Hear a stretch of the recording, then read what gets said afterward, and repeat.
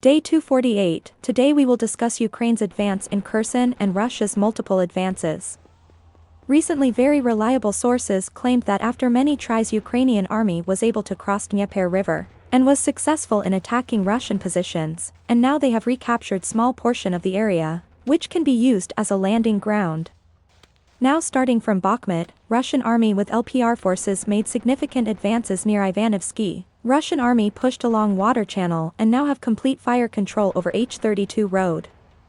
Some sources claimed that Russian army has now physical control over the road.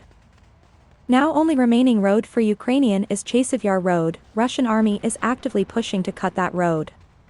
Russian army has also cleared forest belts of Ukrainian trenches and expanded their control of Klishchivka.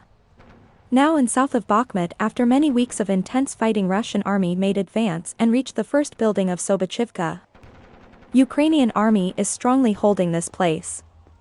Largest advance was on north of Bakhmut.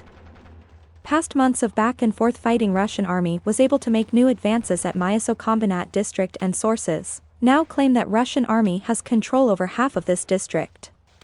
So, just few kilometers further up north in Krasnohora, Ukrainian army is very strongly holding this area even after Russian army was able to take both its flanks. Ukrainian units that are fighting in this area were from Soledar, so they are doing excellent job so far.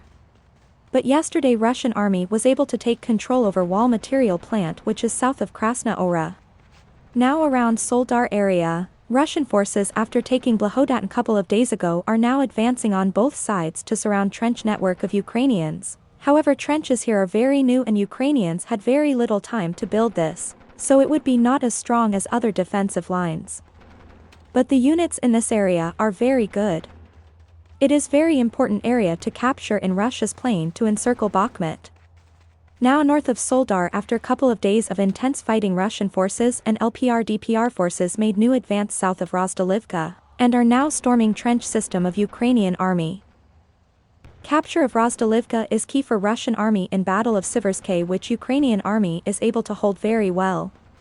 Moving from here to Maryinka, we saw after couple months of slow progress, Russian army was successful in crossing Druzhby Avenue and now entered the Nikolsky elevator area, in possible plan of encircling Ukrainian army.